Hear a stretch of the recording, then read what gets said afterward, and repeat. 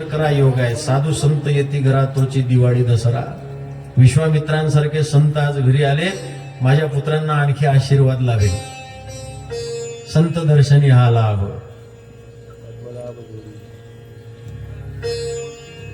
त्यांना तर असं वाटलं, पण विश्वामित्रांच्या मनात काहीतरी वेगळंच होतं. विश्वामित्रांचा आदर सत्कार केला, शुद्ध जलाने चरण धुतले.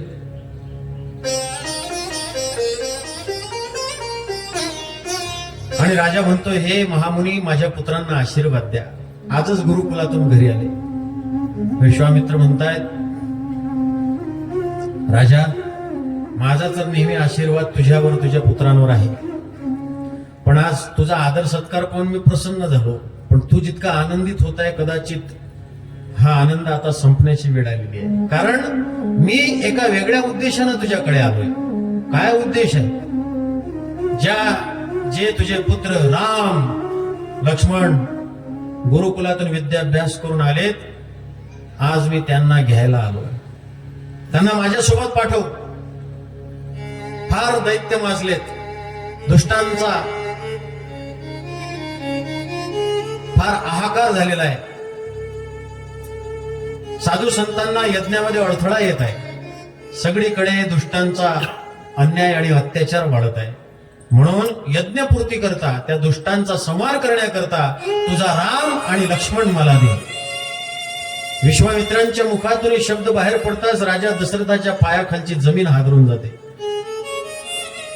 त्याला तर काय बोलावं कळतच नाही, सुचतच नाही. ते म्हणतायत, हे भगवान, नका एवढा अन्याय करू.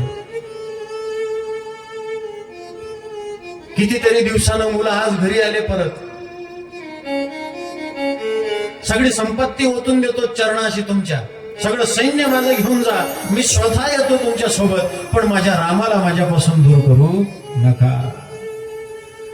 कारण राम जर गेला तर दशरथाचे प्राण निघून जातील. हे होतं दशरथाचं आपल्या रामावर प्रेम.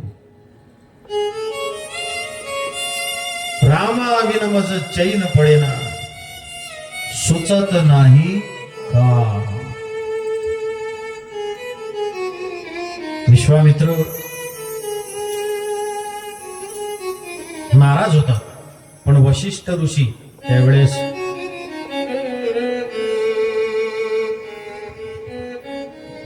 पुढचा भविष्य काळ वाचून दशरथाला सल्ला देतात. दशरथ, ऐक,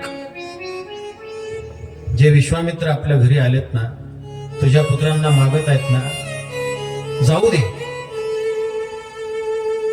कल्याण होईल तुझ्या पुत्रांचं, जाऊ दे त्यांच्या सोबत. विश्वामित्र हे काही साधारण संत नाही.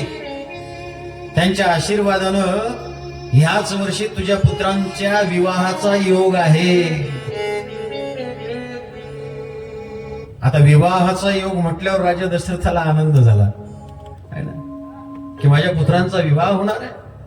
हे वर्ष त्यांच्या विवाहासाठी अनुकूल आहे. पण ते विश्वामित्रांच्या संगतीत गेल्यानंतर मग तर मी तयार आहे. आनंदानं राम आणि लक्ष्मण विश्वामित्रांच्या सुपूर्द करून टाकले. जा. पण जात असताना वेश राजाचा नाही, क्षत्रिय. हाती चाप, बाण आहे ना.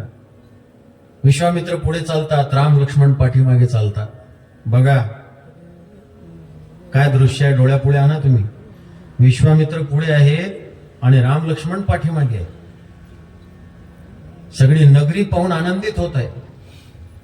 काय तेज रामांचं, काय शौर्य, काय पराक्रम, दिव्य कांती, दिव्य तेज झळकती, रत्नकिड फाकती प्रभा. पांडुरंग कांती, दिव्य तेज झळकती. सुंदर स्वरूप श्रीरामांचं. क्षत्रिय वेशधारी, हाती चाप, बाण, सुवर्णाचा मुकुट. त्यांना पाहताच सगळे त्यांचं असं दुर्लभ दर्शन घेत होते. विश्वामित्र पुढे चालायचे आणि पाठीमागे राम लक्ष्मण. तुलसीदास महाराज वर्णन करतायत त्यांच्या शोभेचं. अरुण नयन बाहू विसाला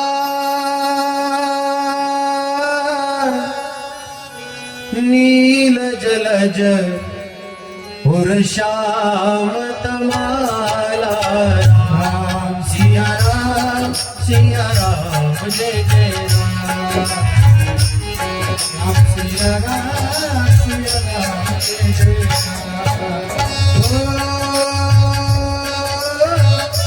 कटिपटतीत कसे वर गाथा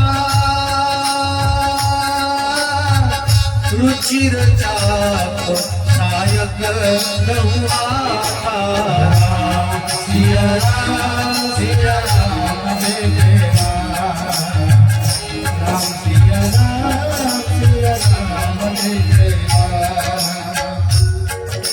अतिशय शोभा. तुलसीदास महाराज म्हणतात, अरुण नयन